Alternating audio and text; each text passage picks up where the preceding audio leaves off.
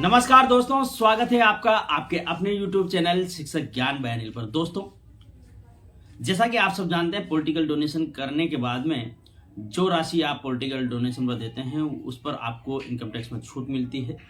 कितनी आपको छूट मिलती है और एक सरकारी कर्मचारी होने के नाते आपको पॉलिटिकल डोनेशन देना चाहिए या नहीं देना चाहिए। यदि कोई करदाता अपनी इनकम में से कोई पॉलिटिकल डोनेशन देता है तो जिस पॉलिटिकल पार्टी को वो डोनेशन दे रहा है वो पार्टी रजिस्टर्ड है या नहीं है, इन सभी मुद्दों पर हम लोग इस वीडियो में चर्चा करेंगे। साथ ही वीडियो में यह निष्कर्ष निकालने का प्रयास करेंगे कि सरकारी कर्मचारियों को पॉलिटिकल डोनेशन देना चाहिए या नहीं देना चाहिए। दोस्तों, मैं आपको यहाँ पर वीडियो प्रारंभ करूं इससे पहले आपको बता दूं कि मैं कोई सीए नहीं हूं या किसी प्रकार का कर सहायक या कर सलाहकार नहीं हूं। मैं आपको जो जानकारी दे रहा हूं, ये इनकम टैक्स डिपार्टमेंट की जो वेबसाइट है उसमें जो उपलब्ध जानकारियां जो मैंने खंगाली है उसको काफ़ी दिनों तक मैंने सर्च किया है, काफ़ी दिनों तक अध्ययन करने का प्रयास किया है, बड़ी मुश्किल से जानकारियां इकट्ठा की है। उन सभी जानकारियों को दोस्तों मैं आपको पोर्टल पर ले जा करके बताऊंगा कि किस प्रकार से क्या क्या ऐसी व्यवस्थाएं हैं जिसके अंतर्गत आपको पॉलिटिकल पार्टी को डोनेशन देना चाहिए या नहीं देना चाहिए। साथ ही दोस्तों, इनकम टैक्स डिपार्टमेंट की जो वेबसाइट है वहां पर जाकर के मैं आपको इससे संबंधित सारे जो मैंने देखे हैं जितने भी जो सबूत है कि आपको पॉलिटिकल डोनेशन देना चाहिए या नहीं देना चाहिए, इसके पक्ष और विपक्ष में जो भी तर्क हैं वो मैं आपको बारी बारी से आपको यहाँ पर बताने वाला हूँ। तो मेरा आप सबसे निवेदन है कि वीडियो को प्रारंभ से लेकर के अंत तक अवश्य देखिएगा। कहीं ऐसा ना हो कि आप वीडियो के किसी पार्ट को छोड़ दें और फिर आप कहें कि आपने जो सलाह दी थी वो तो गलत थी। तो इसलिए आप पूरा वीडियो देखें। साथ ही दोस्तों, पार्टी जो रजिस्टर्ड है उसको आप किस प्रकार से सर्च करें, कैसे देखें, ये आपको चुनाव आयोग की वेबसाइट पर ले जाकर के मैं आपको बताऊंगा कि किस प्रकार से आपको पॉलिटिकल पार्टी को रजिस्टर्ड है या नहीं है, ये देखना है। तो दोस्तों, अब बिना किसी देरी के चलते हैं और करते हैं वीडियो को प्रारंभ। वीडियो में आगे बढ़े इससे पहले मैं एक निवेदन और करना चाहता हूं आपसे। यदि आपने अभी तक हमारे चैनल को सब्सक्राइब नहीं किया है तो प्लीज इसे सब्सक्राइब अवश्य करें और सब्सक्राइब करने के बाद में बेल आइकन के बटन को प्रेस करना बिल्कुल ना भूलें, ताकि जब भी कभी इस प्रकार की कोई भी सूचना, जानकारी या जीवन का अनुभव लेकर के मैं आऊं तो इसकी सूचना सबसे पहले आपको प्राप्त हो। तो दोस्तों, अब चलते हैं अपन स्क्रीन पर और जानते हैं पॉलिटिकल डोनेशन के बारे में। तो दोस्तों, पॉलिटिकल डोनेशन की जानकारी के लिए सबसे पहले हम लोग गूगल पर सर्च कर रहे हैं CBDT। जैसे CBDT हम लोग सर्च करते हैं तो यहाँ पर central board of direct taxes government of India की ये वेबसाइट यहाँ पर आ जाती है। ये इनकम टैक्स डिपार्टमेंट की ऑफिशियल वेबसाइट है। इसको ओपन करते हैं दोस्तों। ये देखें दोस्तों, यहाँ पर मैंने इनकम टैक्स डिपार्टमेंट की वेबसाइट ओपन कर ली है। यहीं पर देखें दोस्तों, टैक्स लॉज एंड रूल्स दिया गया है। इस पर टच अपन करते हैं तो यहाँ पर एक्ट्स एंड रूल्स से संबंधित जानकारियाँ हैं। एक्ट्स पर अपने को देखना है। इनकम टैक्स एक्ट के बारे में कुछ जानकारी अपन लेना चाह रहे हैं तो इसको ओपन करते हैं। ये देखें दोस्तों, यहाँ पर इनकम टैक्स एक्ट 1961 से संबंधित जानकारियाँ ओपन हो गई है। टैक्स लॉ एंड रूल्स में यहाँ पर चूज एक्ट्स में आप एक्ट चूज कर सकते हैं। यहाँ पर जो भी एक्ट्स हैं सभी एक्ट्स यहाँ दिए गए हैं। यहाँ पर मैंने 1961 चूज किया हुआ है। अब सेक्शन वाइज दोस्तों, जैसा कि आपको पता है 80 GGB और 80 GGC दो ऐसे सेक्शन है जिसमें पॉलिटिकल डोनेशन पर इनकम टैक्स में छूट मिलती है। पहले अपन सर्च करते हैं यहाँ पर 80 GGB सर्च करते हैं दोस्तों। ये अपन ने सर्च किया तो ये देखें दोस्तों, यहाँ पर सेक्शन 80 GGB से संबंधित कुछ जानकारी आई है। इसको ओपन करते हैं। यहाँ देखें दोस्तों, इनकम टैक्स डिपार्टमेंट की यहाँ पर वेबसाइट पर 80 GGB सेक्शन के बारे में कुछ दिया गया है। Deduction in respect of contribution given by companies to political parties. मतलब यह है कि कंपनियों के द्वारा पॉलिटिकल पार्टीज को दिए गए कंट्रीब्यूशन यानी कि अंशदान को सेक्शन 80 GGB के तहत डिडक्ट करते हैं। In computing the total income of an assessee being an Indian company, there shall be deducted any sum contributed by it in the previous year to any political party or an electoral trust। मतलब यह है दोस्तों कि कोई भारतीय company यदि किसी political party को चंदा देती है या डोनेशन देती है तो वो जितनी राशि डोनेशन के रूप में देती है उस राशि को जब उसकी टोटल इनकम की गणना करेंगे उस समय उस चंदे की राशि को उस राशि में से घटाया जाएगा। उसके बाद में कर की गणना की जाएगी। वापस से पीछे चलते हैं। यहाँ देखें दोस्तों, अपन ने 80 GGB देखा। अब यहाँ पर अपन 80 GGC लिख करके सर्च करते हैं। ये देखें दोस्तों, 80 GGC से संबंधित जानकारी आ गई है। इसको भी ओपन करते हैं। 80 GGC के बारे में इनकम टैक्स डिपार्टमेंट ने यहाँ पर दिया है कि deduction in respect of contribution given by any person to political parties 80 GGC मतलब यह है कि किसी व्यक्ति द्वारा राजनीतिक दलों को दिए गए अंशदान मतलब कंट्रीब्यूशन के संबंध में कटौती सेक्शन 80 GGC के अंतर्गत होती है। दोस्तों यहाँ पर यह तो स्पष्ट हो गया है कि 80 GGB के तहत यदि कोई भारतीय कंपनी किसी पॉलिटिकल पार्टी को जो डोनेशन देती है या कंट्रीब्यूशन देती है तो उस राशि को उसकी आय की गणना करते समय डिडक्ट किया जाता है। और यदि कोई व्यक्ति किसी पॉलिटिकल पार्टी को डोनेशन देता है या कंट्रीब्यूशन देता है तो उसकी आय की गणना करते वक्त 80 GGC सेक्शन के अंतर्गत कर में राहत दी जाती है। यहाँ पर दोस्तों सेक्शन 80 GGC के बारे में विस्तार से थोड़ा सा बताया गया है। यहाँ मैंने एक लाइन है जिसको डार्क किया हुआ है ताकि मैं उसका अर्थ आपको आसानी से समझा सकूं। इसके लिए मैंने इस लाइन को यहाँ पर अभी छिपा लिया है, बाद में इसको मैं ओपन करके आपको बताऊंगा।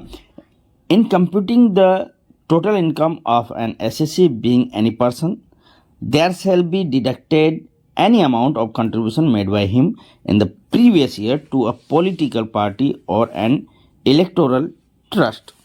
एक व्यक्ति के करदाता होने पर उसकी टोटल आय की गणना करते समय उसके द्वारा पिछले वर्ष में किसी पॉलिटिकल पार्टी या चुनावी ट्रस्ट को दिए गए कंट्रीब्यूशन या अंशदान की राशि की कटौती की जाएगी।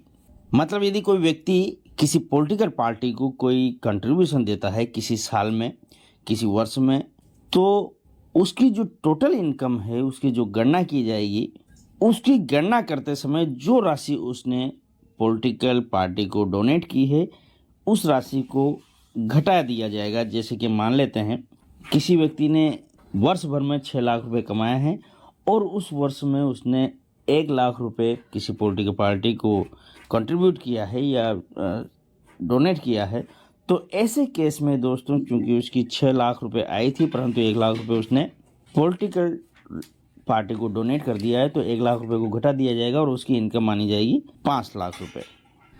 परंतु दोस्तों इनकम टैक्स डिपार्टमेंट ने यहाँ पर कुछ पर्सन्स ऐसे बताए हैं जो पॉलिटिकल डोनेशन या पॉलिटिकल कंट्रीब्यूशन देकर के कर में राहत नहीं पा सकते हैं।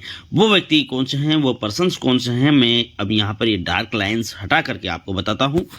Except local authority and every artificial juridical person wholly or partly funded by the government। मतलब ये है दोस्तों कि सरकार के द्वारा आंशिक या पूर्ण रूप से funded every artificial judicial person और लोकल अथॉरिटी, ये दोनों के अलावा जो पर्सन्स हैं वो पॉलिटिकल डोनेशन देकर के कर में राहत पा सकते हैं, परंतु लोकल अथॉरिटी और आर्टिफिशियल जुरिडिकल पर्सन यहाँ पर इस प्रकार की राहत नहीं पा सकते हैं। अब यहाँ पर दोस्तों ये जो लोकल अथॉरिटी शब्द है ये बड़ा संदेह उत्पन्न करता है कि ऐसा तो नहीं है कि लोकल अथॉरिटी यहाँ पर सरकारी कर्मचारियों को लिए आया हो और सरकारी कर्मचारी के अतिरिक्त सभी पर्सन्स आयकर की छूट ले सकते हैं, परंतु सरकारी कर्मचारी आयकर में छूट नहीं ले सकते पॉलिटिकल डोनेशन या कंट्रीब्यूशन करके। तो दोस्तों यहाँ पर मैंने इसको स्पष्ट करने के लिए गूगल पर कई प्रकार से लोकल अथॉरिटी का मीनिंग जानने के लिए कई प्रकार से सर्च किया। जब मैंने local authority meaning in income tax लिख करके सर्च किया तो दोस्तों इसने कुछ इस प्रकार से रिजल्ट दिया है। Local authority for assessment year 2025-26, यहाँ पर इनकम टैक्स का जो डिपार्टमेंट है उसकी वेबसाइट पर ही यहाँ पर लोकल अथॉरिटी से संबंधित कुछ जानकारी दी। तो यहाँ पर जैसे ही मैंने इसको ओपन किया, यहाँ पर देखें दोस्तों इसमें लोकल अथॉरिटी का अर्थ दिया है। हालांकि यहाँ पर लोकल अथॉरिटी का जो अर्थ है वो 80 GGC के अंतर्गत नहीं बताया है, ये अन्य सेक्शन के अंतर्गत यहाँ पर बता रखा है। एज पर सेक्शन 231 कुछ ऐसे है, परंतु फिर भी लोकल अथॉरिटी का मतलब इनकम टैक्स डिपार्टमेंट के लिए क्या है वो यहाँ पर देखने से तो स्पष्ट हो रहा है कि local authority means panchayat as refer to in clause. इसी प्रकार से दूसरा लोकल अथॉरिटी का मतलब यहाँ पर है म्यूनिसिपैलिटी, तीसरा municipality committees and district board legally entitled. तो दोस्तों इस प्रकार से जो स्थानीय प्राधिकरण है या लोकल अथॉरिटी है, इसका मतलब इनकम टैक्स डिपार्टमेंट में यहाँ जो मैंने सर्च किया है इसके हिसाब से पंचायत, नगर निगम, नगर पालिका इत्यादि से यहाँ पर लोकल अथॉरिटी का मतलब निकलता है। तो इस प्रकार से दोस्तों इनकम टैक्स डिपार्टमेंट की वेबसाइट पर जो यहाँ पर 80GG से संबंधित जानकारी दी गई है, इससे तो यह स्पष्ट है कि सरकारी कर्मचारियों के लिए यहाँ पर पॉलिटिकल डोनेशन या कंट्रीब्यूशन देने में किसी प्रकार का प्रतिबंध नहीं है। केवल लोकल अथॉरिटी और आर्टिफिशियल जुरिडिकल पर्सन्स ऐसे पर्सन्स हैं जिनके लिए यहाँ पर 80GG की जो कटौती होती है वो दे नहीं है। यहीं से ही नहीं दोस्तों, इनकम टैक्स डिपार्टमेंट का जो पोर्टल है ITR जहाँ से आप फाइल करते हैं, वहाँ पर भी ऐसे संकेत हैं कि सरकारी कर्मचारी पॉलिटिकल डोनेशन या 80GG की तहत जो कर राहत है वो ले सकता है। इसके अतिरिक्त दोस्तों जब आप ITR भरने जाते हैं ITR पोर्टल पर, तो वहाँ पर आपसे नेचर ऑफ एम्प्लॉयमेंट मांगता है। तो यदि आप वहाँ पर स्टेट गवर्नमेंट के कर्मचारी हैं या सेंट्रल गवर्नमेंट के कर्मचारी है, जैसे कि यहाँ पर हमने स्टेट गवर्नमेंट कर्मचारी लिया, लेने के बाद में जब आप 80C की कटौतियों के बाद में अन्य कटौतियाँ फिल करने जाते हैं तो कुछ इस प्रकार से आपको इसका इंटरफेस दिखाई देता है। यहाँ पर जो शो ऑल डिडक्शन दिया गया है, यदि हम लोग इस पर क्लिक करते हैं तो यहाँ पर अन्य जो कटौतियाँ हैं वो सभी कटौतियाँ यहाँ पर दिखने लगती हैं। देखिए दोस्तों, यहाँ पर ये जो दी गई है ये है 80GG contribution to political party, ये यहाँ पर ओपन हो रही है। मतलब यहाँ पर आप चेक बॉक्स का निशान है, इसको राइट करते हुए आगे जब आप भरेंगे तो 80GG की कटौती आप यहाँ से ले सकते हैं। तो दोस्तों यहाँ पर जैसे कि आपने देखा ITR पोर्टल पर जब अपन गवर्नमेंट सर्वेंट ले लेते हैं नेचर ऑफ एम्प्लॉयमेंट में, तो उसके बाद भी यहाँ पर 80GG के तहत छूट लेने का यहाँ पर विकल्प दिया गया है। इससे ये स्पष्ट होता है दोस्तों कि ITR पोर्टल पर भी दोस्तों ये व्यवस्था दी गई है कि कोई सरकारी कर्मचारी 80GG की छूट ले सकता है।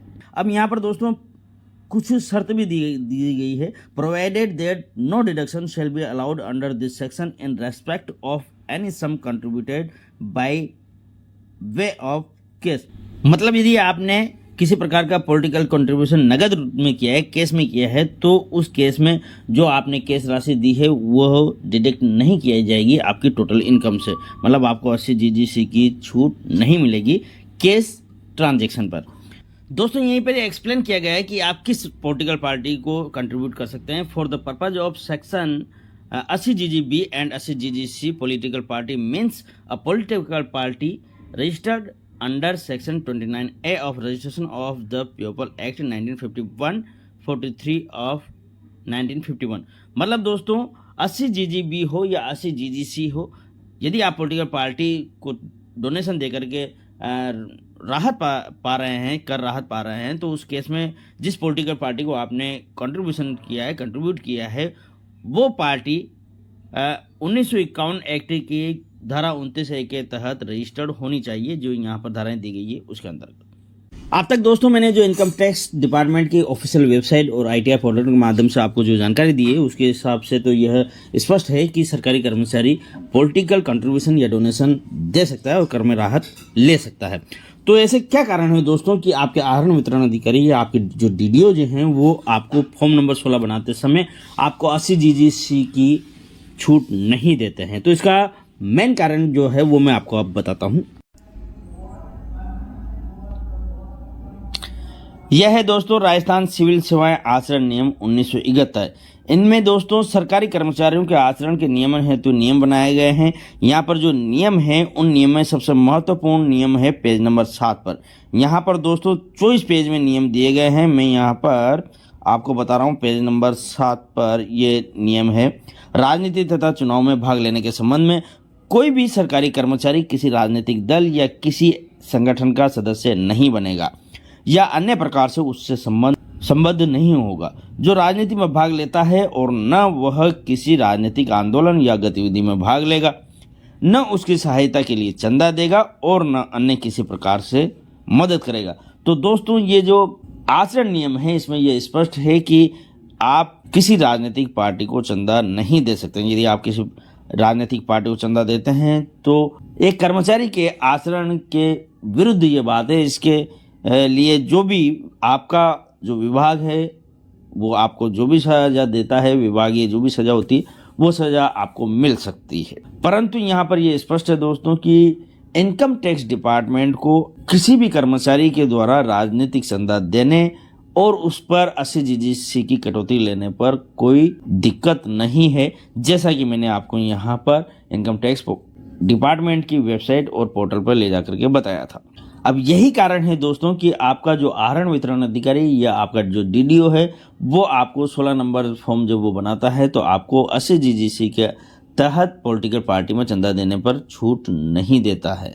अब दोस्तों ये आपके ऊपर है कि आप इन आचरण के नियमों का विरुद्ध किस प्रकार से करते हैं, और करते हैं तो आपकी जो विभागीय कार्रवाई है उसके लिए आपको तैयार रहना चाहिए।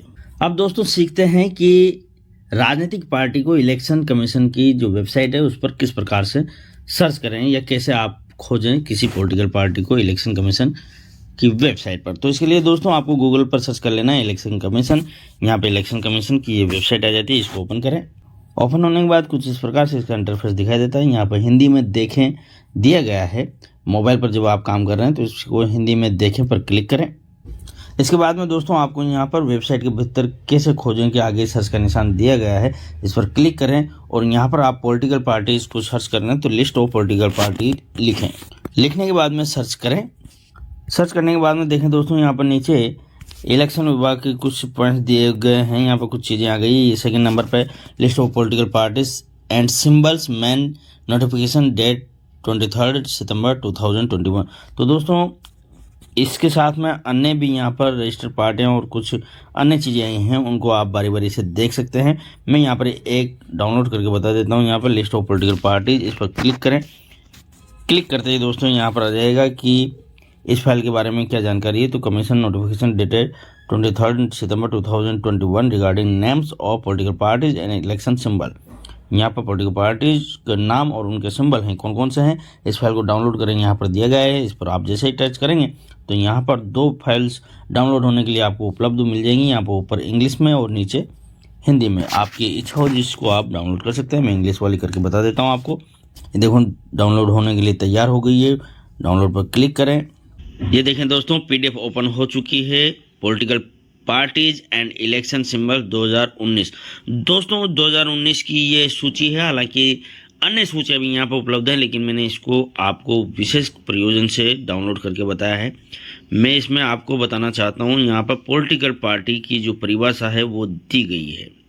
ये देखें दोस्तों, political party means an association और body of individual citizen of India registered with the commission as a political party under section 29A of the Representation of the People Act 1951। दोस्तों जैसा कि इनकम टैक्स डिपार्टमेंट में बताया गया था कि political party का मतलब क्या है, तो यहाँ पर भी बताया गया है कि पॉलिटिकल पार्टी वही है यहाँ पर जो सेक्शन 29A में रजिस्टर्ड है पीपल एक्ट 1951 के। तो यहाँ पर जो लिस्टें दी गई है पॉलिटिकल पार्टी की वो इसी सेक्शन में रजिस्टर्ड है। अब इसमें दोस्तों 2-3 प्रकार की पार्टियाँ दी गई हैं। सबसे पहले तो यहाँ पर नेशनल पार्टीज दी गई है, फिर उसके बाद में स्टेट पार्टीज दी गई है। ये देखिए दोस्तों नेशनल पार्टीज दी गई है, उसके बाद में ये स्टेट की पार्टीज हैं। इसके और नीचे आएंगे तो यहाँ पर आपको दोस्तों स्टेट के अलावा अन्य जो अनरिकॉग्नाइज्ड पार्टीज हैं वो दे रखी हैं, रजिस्टर्ड अनरिकॉग्नाइज्ड पार्टीज। दोस्तों ये जो पॉलिटिकल पार्टीज हैं ये सब अनरिकॉग्नाइज्ड है। अब दोस्तों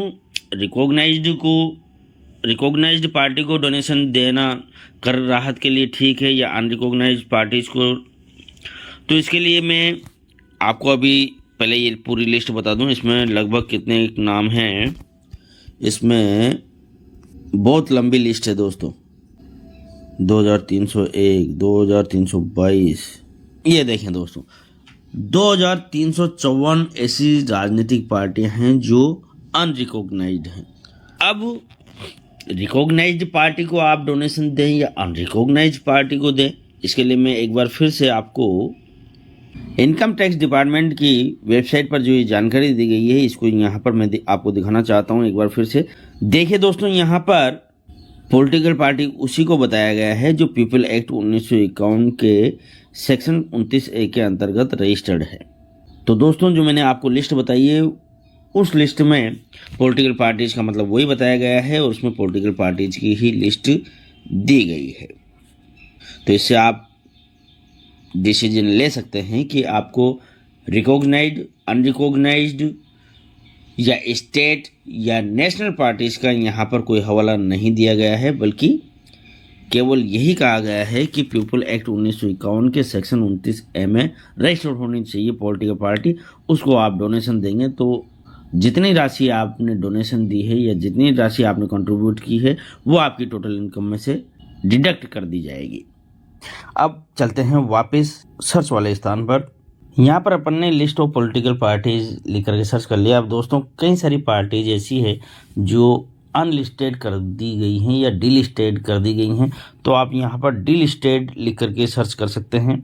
जैसे ही आप डीलिस्टेड लिख करके सर्च करेंगे तो देखें दोस्तों, यहाँ पर 255 registered unrecognized political party delisted during the period from फरवरी 2016 से दिसंबर 2016 के बीच में जो डिलिस्टेड की गई पार्टीज, उनकी सूची आपको यहाँ पर देखने को मिलेगी। उसको आप डाउनलोड कर सकते हैं यहाँ से, जैसे मैंने अभी आपको पॉलिटिकल पार्टीज की लिस्ट डाउनलोड करना सीखा। इसी प्रकार से दोस्तों, मैंने यहाँ पर एक और लिस्ट देखी है, वो है डिलीटेड लिस्ट के नाम से। तो अब यहाँ पर अपन डिलीटेड लिख करके सर्च करते हैं या डिलीटेड लेकर के सर्च के ऑप्शन पर क्लिक करते हैं तो देखें दोस्तों, list of 111 RUPPs deleted wide commissions order dated 20 जून 2022। तो देखिए दोस्तों, यहाँ पर डिलीटेड जो पार्टीज हैं उनकी लिस्ट भी यहाँ पर दी गई है। इनको भी आप यहाँ से डाउनलोड कर करके देख सकते हैं कि कौन सी पार्टियां डिलीट कर दी गई हैं। तो यह थी दोस्तों सेक्शन 80 GGC यानी कि राजनीतिक चंदे से संबंधित जानकारी, जो मुझे ITR पोर्टल व इलेक्शन कमीशन की वेबसाइट पर देखने को मिली थी। मैं जितना समझा वो आपके सम्मुख प्रस्तुत करने का मैंने छोटा सा प्रयास किया है दोस्तों। आशा है इससे आपको यह निर्णय लेने में सहायता मिलेगी कि सेक्शन 80 GGC में कर राहत कितनी मिलती है, एक सरकारी कर्मचारी को राजनीतिक चंदा देना चाहिए या नहीं देना चाहिए। साथ ही आप विभिन्न रजिस्टर्ड राजनीतिक पार्टियों को भी इलेक्शन कमीशन की वेबसाइट पर सर्च करना सीखे होंगे। दोस्तों, एक बार फिर से आपको बता दूं, मैं कोई कर सहायक, कर सलाहकार या CA नहीं हूं। यह संपूर्ण जानकारी विभिन्न ऑनलाइन प्लेटफॉर्म्स पर उपलब्ध जानकारियों को संग्रहित करके दी गई है। किसी भी निर्णय तक पहुंचने के लिए आप अपने स्वविवेक से काम लेवें। साथ ही दोस्तों, विभागीय दिशा निर्देशों को प्राथमिकता देवें। वीडियो आपको अच्छा लगा है और उपयोगी लगा है तो वीडियो को लाइक करें, अच्छे से कमेंट करें, अधिक से अधिक साथियों तक इसे शेयर करें।